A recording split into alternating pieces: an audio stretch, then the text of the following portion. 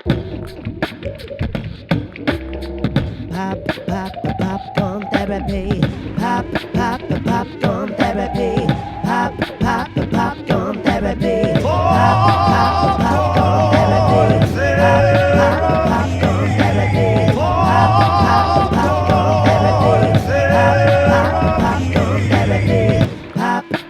Popcorn therapy. Popcorn therapy. Welcome to Popcorn Therapy. I'm James Pillion. I'm Kate Zetas. I'm standing 1.5 meters away. Yes, he is. And this is episode 8. And Corona has come to town and it's here to stay. My God. I can't hear you. I don't have my head. Just tell me when it's safe to come to the mic. Man, we got to put this guy out of his misery. Here he goes. All right. And you're clear.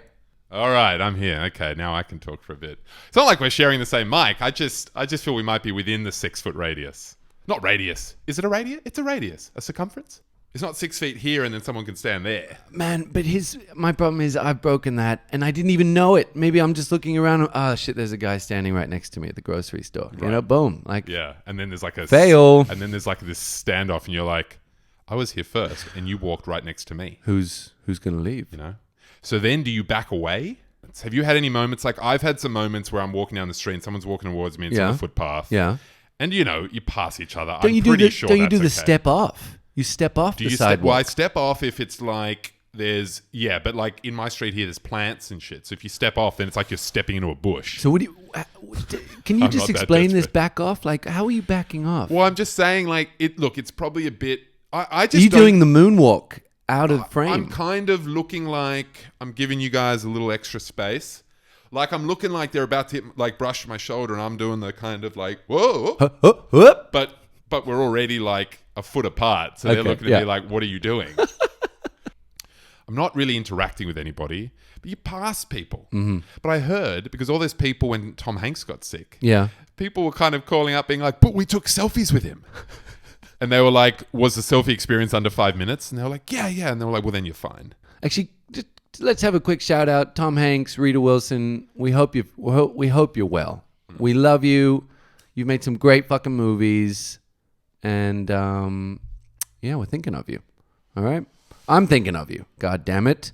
Forrest. I mean, the guy did fucking Castaway. He knows how to survive in a freaking mansion. Man, he was just surviving on coconuts and fish, fresh fish, man. That is I'm surprised it hasn't become like the ultimate diet. You know, like coconuts and fish.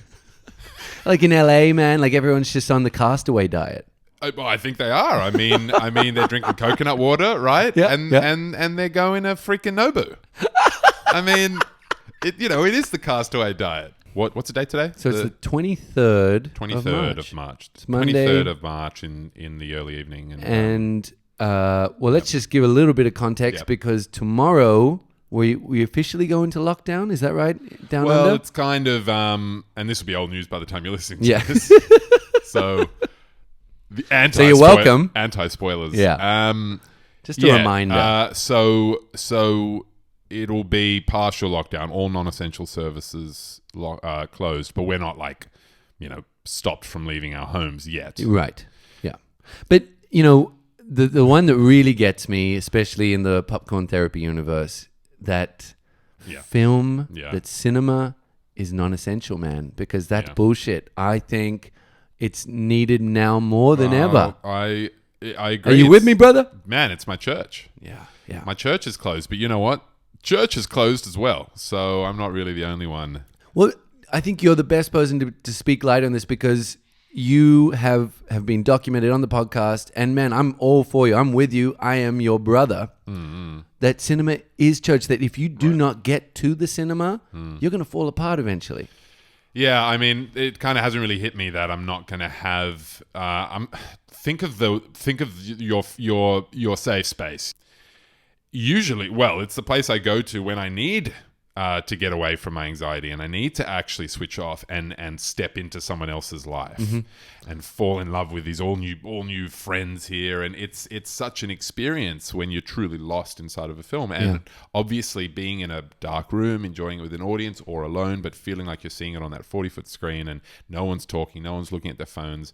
You're absorbed in it. You're there to be there, so you're not distracted by anything else. You paid money to be there, so you want to be there. You want to enjoy it. Yeah. All those things do so much more to the viewing experience that immediately are lost when you're watching at home. Today was like a real turning point for me, like a real breaking point. Just this morning, reading this news that Australia is essentially going into non-essential lockdown, that all the cinemas, as of today, are all closed. And my big thing for me was trauma. I was just thinking about trauma, like how certain things were rushing up inside of me that I haven't felt in a long time.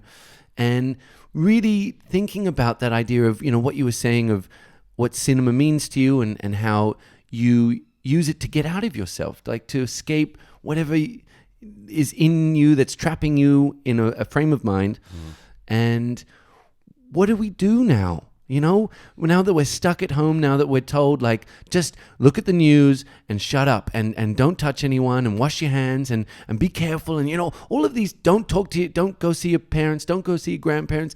It's a scary thing. Like, these are things that I use to fall back on, seeing my family, seeing my friends, people that make me feel like the person I am, like who I really think I am, that representation of me. And so for me, my question is like, what will you substitute it with? I don't think any of us know. And I think it's like we'll come out of this with abilities we didn't know we had. Like we'll evolve.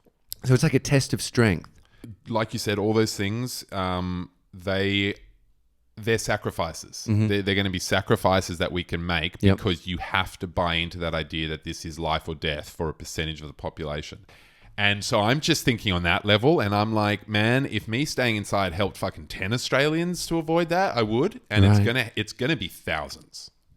On Friday night, there was basically like a beach fire party going on Bondi Beach, and I get it. Like a lot of those people are there because they're probably like, I've got this friend who's got this theory that people went there to rebel the fact that they can't trust the media anymore, and the boy who cried wolf, he said, is like.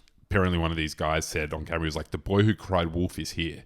Like, this may be a massive thing and you're all, and you want us to listen to you, but you've lied about so much shit and blown so much out of proportion in the past that now you've lost our trust. But then I go, okay, man, stop listening to the media. Just listen to scientists. Like, don't make this like an avenge, like that's immature. Like there is more at stake. Well, okay, this is the sort of crux for me, and I think this is a great jumping off point to talk about how I was just sort of feeling this morning, because I am one of those characters that is just so unhappy with the media. I'm just disappointed. I'm really just disappointed in how they've turned this into such a tragic circumstance where it feels like, and I'm just telling you how I feel, that from all the media, I've been slammed within my inbox day after day after day for weeks on end now. It feels like World War Z. It feels like we're in 28 Days Later. That's how it comes across to me. Like a zombie outbreak. Like as in we've lost the war already, right? And now we're just trying to like find whoever's left. And it's like the way I look at it. I've said it on the podcast before. I'm a lover of history. And I look back to try to figure out where we are. Just looking for answers. I know this is unprecedented in the modern age, but it's not unprecedented in the scale of history. So something that happened right after the First World War, the Spanish influenza, it killed just under 100 million people.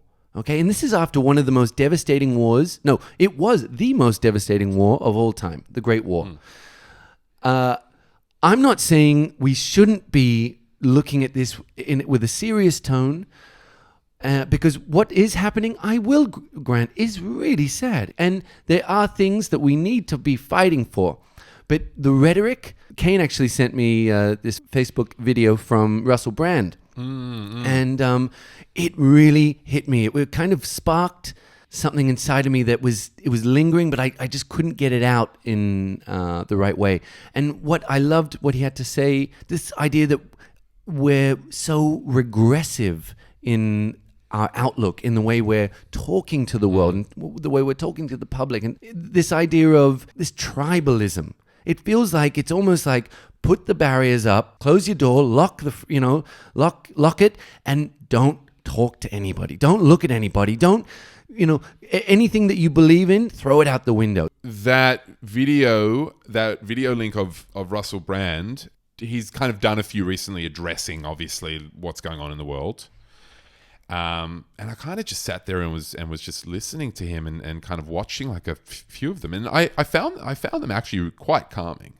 I think Russell Brand is doing a good job out there.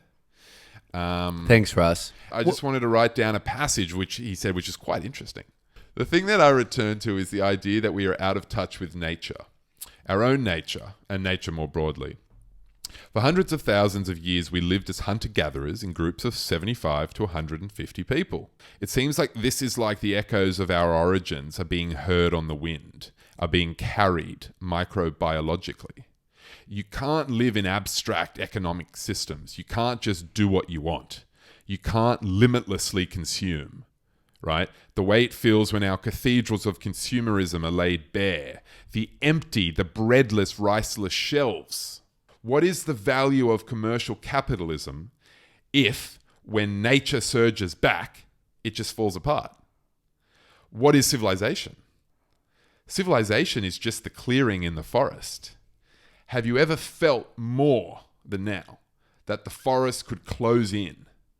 And I use the forest as a metaphor for nature, right? So you're saying nature is closing in.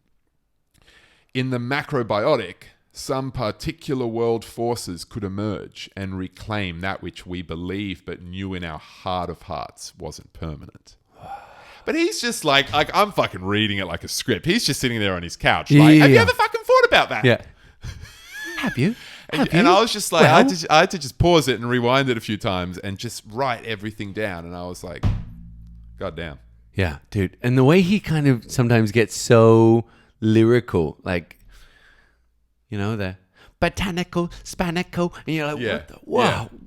You're Where like, did are that these come words? from? Yeah. Are these words? Yeah. You kind of pause and try and look them Kind up. of like, and I can't find any definition for that one, Russ. Yeah. Yeah, and often it's like, God damn it, he's outsmarted me again. Like, he's just really smart. He's one of those people where I'm like, you're so smart in how you talk. Like, you clearly read a lot. Yes. Yep. Totally. And he's read a lot, and he's gotten himself out of his own way. Like, I mean, he's sobered up. He's changed his life, and he's taught himself all of this. And I think a lot of that is like what we talk about here, And so, in a way, I look at that guy, and I think of him as like a bit of a patron saint. Totally, man. Patron saint of the show. Totally. And Russ, thank you for inviting me to that fucking show, man. Have a drink to Russ. We fucking love you, Keep man. your fingerprints off my cup. Yep. Don't fucking touch me. The other thing I just want to say, I was kind of torn whether or not I should get on the soapbox for this, but you and I have both been sort of big environmental champions, where people that really are so upset at the climate situation, at what's happening in the world. And I know this is a separate issue, but I think what devastates me, we went to a climate rally. We actually just ran into each other last year in Sydney, and It was one in Hyde Park. That's right, in Hyde Park. And I think what really gets me is that's the kind of situation that gives me a lot of anguish. This is the kind of thing with rising temperatures, melting ice caps, the increase of natural disasters that are going to not only harm people, harm infrastructure, harm life as civilization, but also destroying crop yields, just throwing everything out of balance. It's the kind of thing that will resemble the Spanish influenza. It's the kind of thing that will lead to hundreds of millions of deaths. That's interesting. You're seeing this as a distraction from the bigger problem. Yes. Yeah. Yes. I'll concede that. I think that's a very good point. Let's just be honest. Like, this kind of fear-mongering, this would be perfect if we were looking if it was at about the big picture. To my knowledge, I haven't seen any kind of signs of tangible progress with the climate initiative. Yeah, we're still opening coal mines here in man. Australia, you know. It's a shit show. But you know what? This is so funny because I just see this as such an interesting thing that I watched Marc Maron's latest Netflix special, End Time's fun. I love that. fucking wild. Yeah, it was great. Okay. How good is it? I really enjoyed it. But he was talking about this very issue. And I just thought it was so relevant to be watching it, you know, in the current climate of this kind of normalization of chaos. Yeah. So kind of like your brother of like, oh, it's the bushfire season. Yeah. It's like, it's been going on for half a year. He says that It thing. killed where a billion animals. How people are like, oh man, the fires are here. The fires are early this year. And he's like, what? Yeah. When is that a thing you say? Since when? You know, because what's interesting, Marc Maron, who lives, people who don't know him very well, but he's based in LA. But, you know, it's interesting that California is very much like New South Wales, you know, our home state. And it's really terrifying if you start to just pay attention to the things that were and have been for most of our lives just a norm. Storms, you know, hurricanes, cyclones, blah, blah, blah. But they're just increasing. Kind of reminds me of like a grim fairy tale where rising temperatures around the world just make more noise, more mess. So there's more cyclones, more natural disasters. Yeah. And Who wants natural disasters? We do. it's like that awful movie Geostorm, you know? I mixed them all up. There's 2012, Geostorm, the day after. Who can keep up? The day after tomorrow. I mean, honestly, isn't there like a day after tomorrow and a day after? Is there a day after? Or is that like a film about What birth is the control? day after? I don't know. Oh, God. Oh, God. I forget. I think I might have mixed those two up. You know, because I sort of stumbled in, put it later in the game, but kind of fascinated at like, man, who can get President Obama into your garage? In Eagle Rock in LA. It's like, that's insane. That's the coolest thing. He runs it from his garage, and how cool is dude, that? They had special forces people on houses down the streets. Oh my snipers. God. They had to come in and set up the street. It felt like a 90s kind of military film when they take over a neighborhood. Wow. They did that Dude. in his quiet suburban street. So he had to let his neighbors know, look, some weird shit might be happening. Unreal. And then he's sitting there and he's just like, but it was still in his garage where he's got all these knickknacks on the walls. That's what I couldn't believe, man. Obama came to him, man. Yes. That's pretty Do that's power. Do you think Donald Trump would go to Maron's garage? Well, not after watching End Times Fun, man. No. He eviscerates Mike Pence, the little orange man. No And spoilers. Pence. No spoilers, but just these words. Mike Pence's head is a cock ring. That's all I'm going to say. You got to see it to believe it. He fucking goes there. Yeah. He's like, I fucking hate those people. And he just rips in and he's just... Totally. And it's great. Anyway, what the fuck does this have to do with the coronavirus? Dude, can we just... I think we need to give the good people a break because, you know, it's hard out there. You're right. Let's give them some popcorn. Let's wander down whatever lanes we find ourselves traveling down. Have you seen any good movies now that you've been housebound? Still finishing BoJack Horseman. Oh, yep.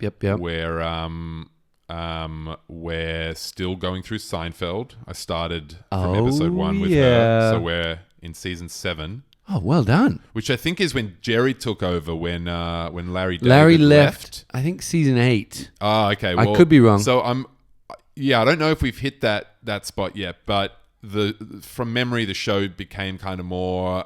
It had a different feel, so I'm kind of looking forward to getting to that. Okay. Because I was reading this great book, Seinfeldia. Have you read Seinfeldia? I've read Seinfeldia. Dude, I love that book. It's a great book. And I wanted to rewatch it all, and I just wanted to soak it in again. Oh man! And then Hannah started to read it before she had watched like half the season, and she started to get to these things and being like, "Wait, like George gets married?" And I'm just like, "Oh no!" Yeah. I've got to. For you Seinfeld freaks, My Seinfeld Year by Fred Stoller is fucking unreal. He's a wild, weird, kind of real character actor comedian that got on to the writing team for one of the earlier seasons, season 3, I think, and just talks about, he was like even more neurotic than Larry, but it's a really great look inside the writing team if you guys Okay. are hooked on Okay. Jerry. Seinfeldia was written by Jennifer Keishin Armstrong. Guys, Jennifer just put Keishin in Armstrong. Seinfeldia. You're going to find it. You're going to love it. All right? You can thank us later. How a show about nothing changed everything. Oh, yeah. That's good, dude. And I love it. It's kind of got that like David Hockney kind of like Yes. 1950s American cover. You know what I saw? I have so much love for that. Because this may or may not spark other ones for you. Billy and I, we watched Mission Impossible 3 again. Oh, The J.J. dude. Abrams. So I've been wanting, I've been wanting to go back to 3 because isn't that a storyline that's continued to the current? Like 1 and 2 were standalone. Like there's the story of Ethan and how he builds a team and all that, sure. Yeah. But they're standalone missions, kind of. Yep. And 3 established the Michelle Monaghan character That's and established right. that spoilers that he has a wife and That's right. I was wondering if I'd missed something in the second that's not it. You installment. can kind of start at 3. That's when this new storyline took off. Kind of like with Bond, how with the Daniel Craig era, it's kind of been like a consistent story. God, yes, it has. Yes, it has. From Yeah. Casino Royale, or maybe Which is really more so clever. from Skyfall. No, it's been like that since Before Skyfall, yeah. the original From Casino Royale. Casino Royale. Yeah, it's I been think the so. same storyline. Yeah. Which crazy to think that after all those Bonds that they never really did that. Amazing. You could jump in anywhere. It was like watching a cop procedural. Yeah. You know what I mean? You're like, It's like an anthology series. Yeah, let's see what old Jimmy Bond's been up to this week. And then you just jump in and it's like this battle with this guy on this it's a shoot 'em island. up. Yeah. Pew, pew, pew, and he's pew. in Tangier. He's always like somewhere that like you want to go but you'll never go to, like Morocco. You know? And Man. You know what I was just thinking, because we watched Skyfall recently, and I was just whispering to my girlfriend. I talk too much during a movie with her sometimes, and I was like, I just love to see Bond on a day off. I'd like to see him, like, what does he do? Does he go swimming? Yeah. Does he hit the gym? yeah, like does he walk around in his underpants when he's making his coffee in the morning? Or is he Yeah. like a get into the robe and I don't put anything on Does he around? have a private Instagram account, and he just like Yeah. puts up Yeah. kind of dad videos? I mean, I don't think he's Has a dad. he got an Instagram for his cat? Oh. Or for his dog? Do you think he's a dog guy? I think he's a dog guy. Well, John Wick, in John Wick 3. Have you seen John Wick 3? Yes, I have. Dude, that dog fight scene with Halle Berry. Dude. And she just tells him to attack the Yeah, nuts. and they take down they take down a courtyard of bad guys. Yeah. It's insane. It's That one of the movie is craziest. insane. It's the craziest on camera dog stunts photography you've ever seen. Also, but we all know why this is the case, man. Chad Stahelski, yeah, man. yeah. He is a bad boy. Yeah. He was a stunt coordinator Yeah. for Well, most of his life. He was Keanu's. He was guy on the Keanu's boy. Matrix, right? Yeah, he was. Was he stunt coordinator or was he Keanu's Was he- like stuntman? Oh. Was he like his okay. Brad Pitt to Leonardo DiCaprio? Like Oh was my he? God. I love that idea of the stuntman. It's a really clever, it's a beautiful one. It's a beautiful story. Yeah. Yes. Those are Belgian Malamuts, I think. Oh. The dog. They seem like they're German shepherds, but they're not. Or maybe they're German Malamuts. But what I don't know. what I don't fucking know. But breed they're not is German his shepherds. dog? Whose dog? James Bond's dog? No, John Wick. He's got like a little. He's I got think a it's like a sweet blue nosed pit little bull dog. or something. Yeah, it's a sweet little pit bull. Yeah.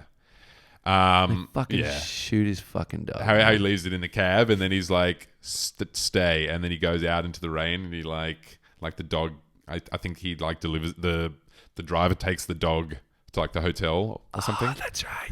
He's That's like so good. He's like an Uber pet service. Yeah. He's like, man, a lot of people are trying to kill me right now. I'm going to Uber pet this shit. And he's like, okay, I'll turn my Uber pet light on.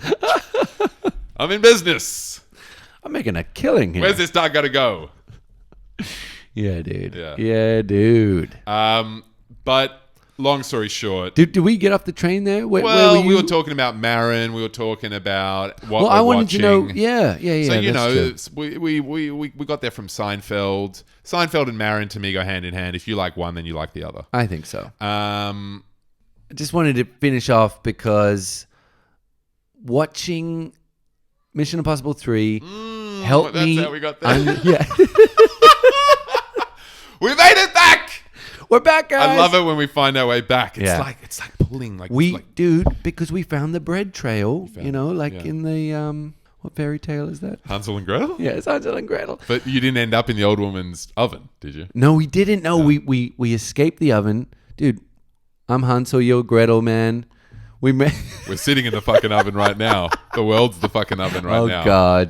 Oh, God. Get us out of the oven. No, but Philip Seymour Hoffman, man.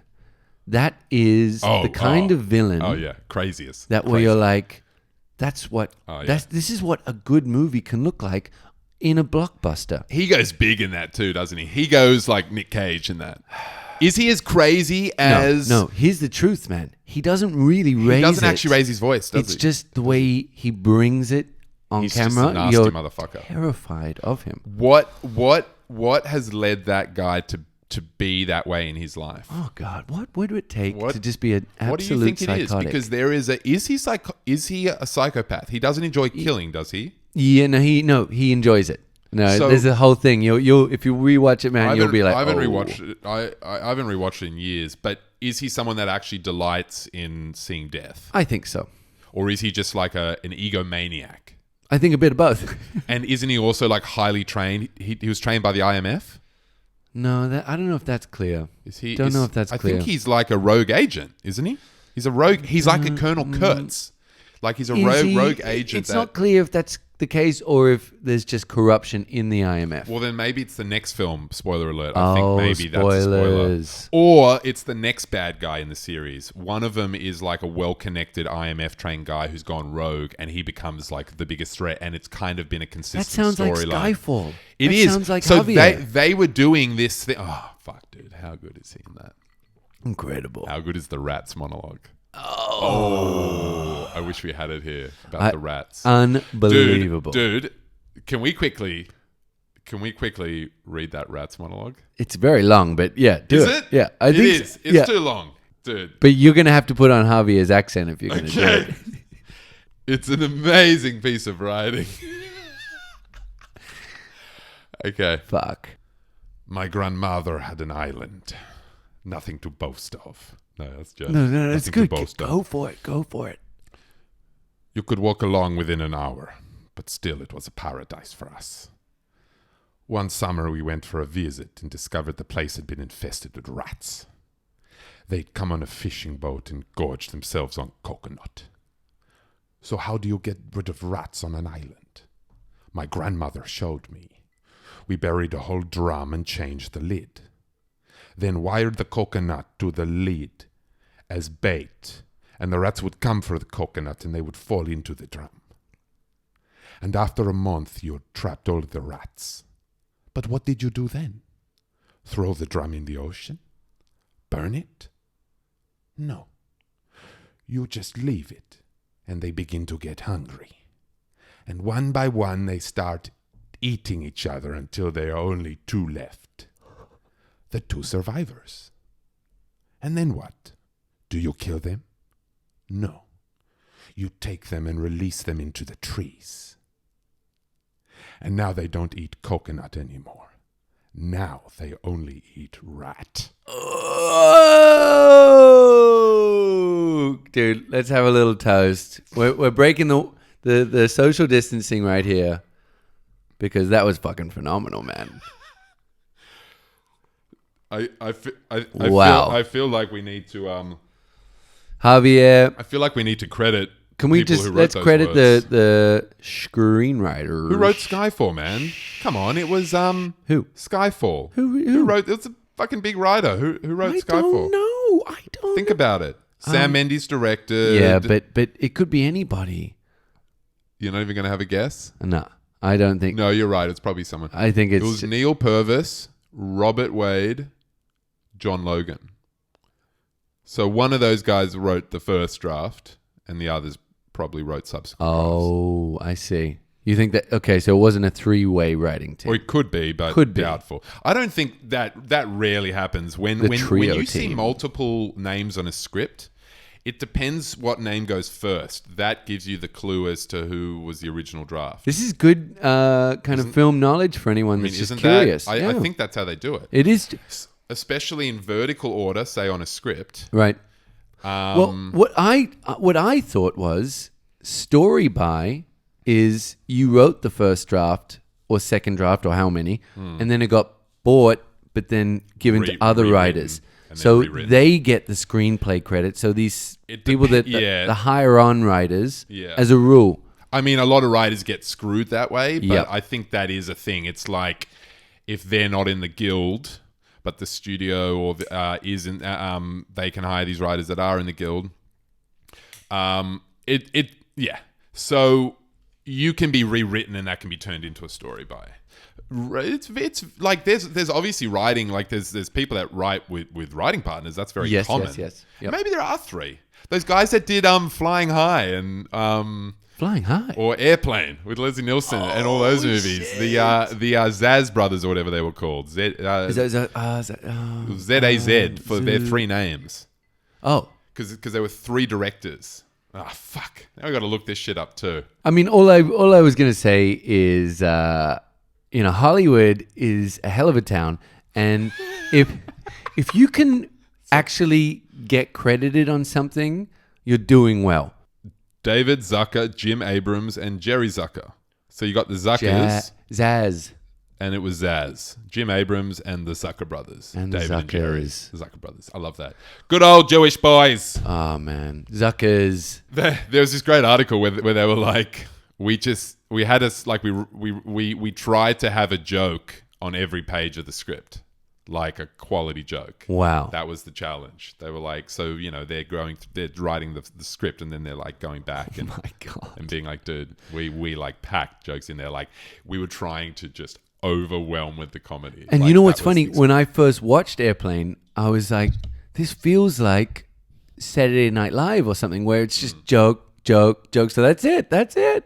Where it's just like, boom, there's another one. Boom, there's another one. I mean, it's just a good time. It's like, who doesn't want to sit down, for an hour and a half and just fucking laugh your balls off? Like, just laugh. Yeah. And not analyze why you're laughing, not intellectualize it. Just let it go.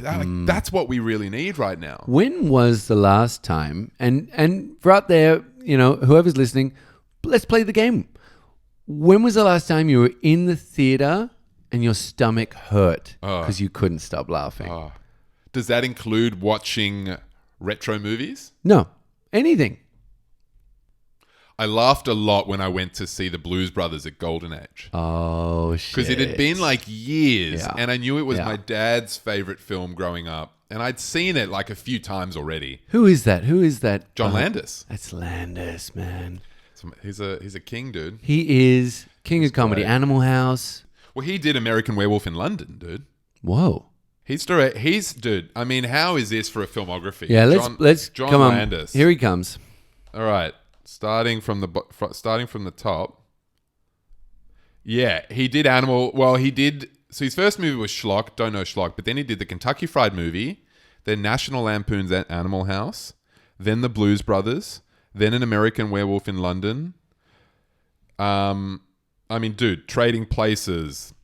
He did the Thriller video for Michael Dude, Jackson. I He did the love Thriller Trading video. Places and the Thriller video. It's the most important part there. John, I love you. He did a section in the Twilight Zone movie. I mean, Three Amigos. Wow. Dude, he did Coming to America. Oh I mean, my God, that's my that takes the cake. I love Dude, Coming to America. Did Beverly Hills Cop 3. Did he do number 1 and 2? No. That's That's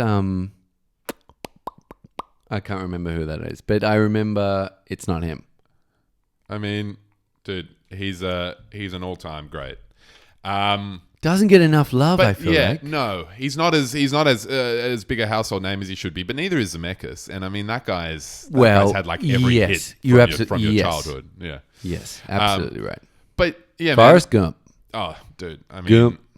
who framed Roger Rabbit? Woof, Dude. man. That was at a time when that had never been done. Like he was splicing animation onto the film negative. Oh my god, Splicing it into the celluloid. dude. Just quickly, what's Roger Rabbit's beautiful young Jessica wife? Rabbit? Jessica Rabbit. Woof, man. She's Dude. Yeah. something, isn't she? That's not even, Isn't there a baby in it? And he's the Yeah. boss, and he's got a deep voice. Isn't she married to like the gangster? I was wondering, is she forget. married to the gangster, I think or is she's she like a married to gangster mom. Roger, or she loves Roger? No, she's married to Roger, That's right. isn't she? She's Roger's girl. I think she's Roger's girl, and Roger's girl. that's what That's right. Bob Hoskins. Bob Hoskins. rest Bob in peace. Hoskins, man, you fucking are great in that. I feel like that's what grounded the film enough, because if you didn't have someone with at least a bitter, tough guy when he's like grabbing Roger and he's like, what is he? He's like, shut up, Roger. You're like, oh, fuck. Like, Dude, he was screaming at him. He was the perfect Super Mario. He was like the perfect Super Mario, but they just completely fucked up the film. That film. But you had Bob Hoskins and was it? John Leguizamo as my Mario and Luigi. God. That's like dream casting. Oh my God. That's dream casting, and they were full plumbers. They like the movie starts, and they're like this duo of Italian brothers that have this small plumbing business together, and they drive up in this van, and they're fixing some some tenement building, some lady screaming at them in like New York. It's hilarious, dude. And then they fall into this portal, and they go into like this underworld where Dennis Hopper is the Lizard King, and he's got that pink slime in his hair. Oh my God. He's Bowser. Oh my although I God. think they call him King Cooper. I think he's King Cooper in the film. It's fucking bonkers, but it actually, I need to rewatch it. Everyone is like, it's one of the worst films ever made. Don't go back and ruin your childhood. But I think I got to do it. I mean, Bob Hoskins as Super Mario. Who is better than Bob Hoskins as Super Mario? No. He's perfect. I love me some perfect. 90s John Leguizamo. John Leguizamo was God. what was that movie? The Fly? No, not the Jeff Goldblum film. Oh, woof, Jeff. No, the Pest. Do you remember John Leguizamo in The Pest? Oh, no. You gotta watch The Pest, man. No. You gotta watch The Pest. He's just, dude. You gotta watch The Pest. Well, just while we're on the Bob Hoskins train, The Long Good Friday is one of my favorites from my teen years. I think my dad, shout out Dad, I love you. He got me onto this. Stay safe, Ray. Yes, stay safe. Stay away from James. He's dirty. But I didn't even know the director, John Mackenzie. Yeah. But it's set in London, late 70s, and it's just about a gangster who runs the town, or runs his part of town, and essentially somehow pisses off the IRA. And it's this fascinating story of kind of two different worlds. You know, a gangster who's just all about, getting what, thinks is owed him, and, just living a certain way. But then the IRA, who are fighting for their independence, their sense of purpose in the world. And in the 70s, it was a terrifying time to live in London. Love you, Bob. Bob Hoskins. Dude. Bob, Sometimes you just gotta... don't pick on the IRA. That's all you had to do. You'd be fine otherwise. You'd be the king of London. Isn't he dead? Well, in the movie, Oh, right. he lives forever, man. Well, no. That's true. People do live forever, hey? Isn't that a beautiful thing, man? That's why I also love the cinema, man. know. You can go and you can see a young Kirk Douglas, and you're like, what a handsome fella. He never got old in this movie. How are you, not to be a downer, but how are you going to feel not going to the movies? I feel like you're a little more a fan of the streaming stuff than I am. Not that I don't watch stuff, just that I sometimes feel like I'm on that treadmill that we used to talk about. Fuck yeah. All right, this is interesting because I love going to the cinema, but for whatever reason, I talk myself out of going on so many occasions, and I hate it. Maybe we'll go on Friday night, Thursday night, or something, and then something comes up, and you're like, okay, well, another night. It's the first thing that can go. It's the first thing that can go, but it shouldn't be. It should be like, no, I wanted to go to the movies. Yeah. So I need to fight for that more. But, okay, guys, and I'm going to come clean as well. And I think I really understand when people tell me about watching a movie on the couch, even though I know what it does compared to a theater. But it is really nice and comfortable sometimes just to be chilling out, drinking your favorite glass of wine. Oh, totally. It's and luxurious. you're there. It's you can do luxurious. whatever you want. You can pee when you want. It's amazing. You can make popcorn. You amazing. can dance around the fucking living room if you want. So you're going to do all right without the cinemas. That's what you're saying. No, I don't know. Okay, sorry. That's not what I'm saying. Our little excursions to the movies meant nothing dude, to you, Jebs. Dude, I am going to be devastated. Traitor! Hey, asshole! Goddamn traitor! Man, I'm going to be devastated, but it's going to take some time. When people tell me I can't do it, that's when I get really angry. What do you mean I can't go to the cinemas? I want to go tonight. Dude, you're like Jerry Seinfeld. Yeah, I'm totally fucking. I'm totally George. Jerry. I'm even Kramer. Yeah, A bit of Kramer. Yeah. You're like this odd Cosmo. composite. You're like this odd composite. Which Seinfeld characters do I remind you of most? Because I think I'm Jerry and George too. I was going to say a bit of Jerry and George. Yeah. Like I wish I was as chill as Jerry. I think you're You've more got- like Jerry. But you've got the Larry David. I've got That the kind Larry. of like fucking two flavors. You're lining up, but like I'm a little more neurotic about it, aren't I? Or are you neurotic just in a different way because you always seem chill? That's funny. I feel like, yeah, you're a bit of George, you're a bit of Jerry. I've Kramer? got George. Do you think I've got Kramer? Yeah, at times, I think we've got a bit of composites of all Maybe three. maybe we're composites. What about Elaine? Why do we leave Elaine out? Just because she's a woman? Well, no, she's No. incredible. Like No, she but I'm stands saying- above those boys. Is that but we what don't I'm saying? relate to her? I've never. Oh. I've just literally never really. Oh my god, I don't associate with Elaine that's for some terrible. reason. But Is that I, sexist? I think just that's don't. a bit sexist. Is it? Yeah, I'm gonna come out just because I think she has qualities I have too. Like and what? She can be like really stubborn about things.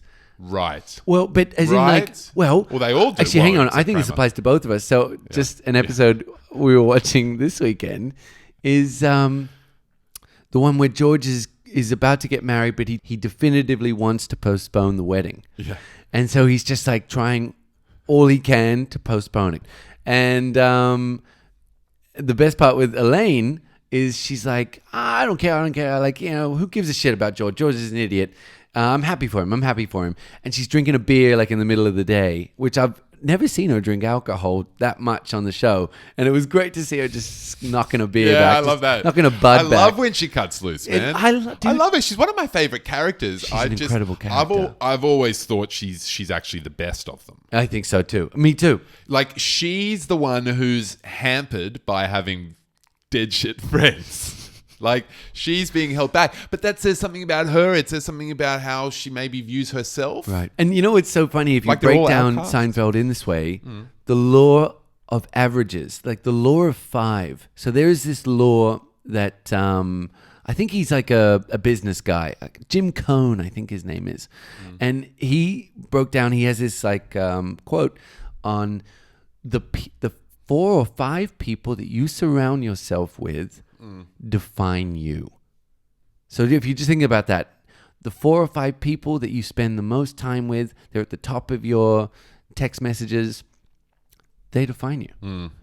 And I was just thinking that as a funny way of Elaine's choice of friends, a fucking loony case like neighbor, Cosmo, a fucking neurotic, loser, George. And then a comedian who's just like chill, like who actually is probably a great friend. But what? So what is it about Jerry though that just he still screws himself up? He's kind of like Elaine. Well, in the words of a true Seinfeld, he's even Steven.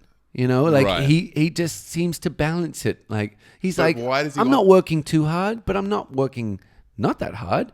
But I'm he's doing the working best me. out of all of them. He's doing the best out of them. Are you saying that kind of- he he keeps li- them around because he feels better? I think so. I think that's his flaw. There is no other reason he would have those friends around. Jerry, we fucking found you out, man. You're done. You know what I mean? Like he's on Letterman or something in one of the episodes. Like he would have friends from the entertainment industry. He would have he wouldn't be living in that little apartment with the fucking with the bicycle hung up on the wall. Oh my! I love that bicycle on the wall. That bicycle's never been used. Never been used. Never seen him use it. One of my favorite things I found out about him is before he got married, he's like, I'm never getting married. Who gets married? That's dumb. Yeah. That's stupid. Yeah, has he ever got married? He got married. Oh. He's got lots of kids now. Oh. And he's saying, now that I'm married, so before I was married, I'd never hang out with married people. Never. I didn't want to have anything to do with married people. Now I'm married. I only hang out with married people. That's just me. That's just how I look at it. Yeah. And you're like, wow, what a guy. He just kind of makes sense of the noise in a way that you just can digest, and you're like, oh, that makes so much sense. You've heard it here first, okay? I feel like Jerry Seinfeld is a religion. We've still got our Necronomicon here. Kane has Jerry Seinfeld's Seinology just staring at us. The book is kind of angled, so Jerry's just giving us a smile. But he's kind of got his hand on his cheek. Hand. He's resting. It's like a Pantene head on his commercial. hand. It's a Pantene commercial for this guy. He looks great. And then on the back, he looks healthy. He's jumping in a splash. I like that. That's a good choice. Guys, I'm just saying that's not a bad way to be in this pandemic. I think this is a good way to wrap it up, Kane. Jerry Seinfeld is how we should be. Wash your hands. No, I don't want to get sick. I don't want to die. Maybe I want to give it to my parents. Who knows?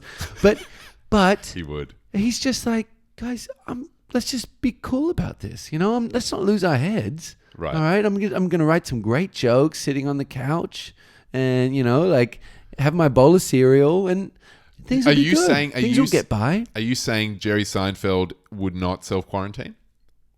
Okay. So first of all. Yeah. Disclaimer.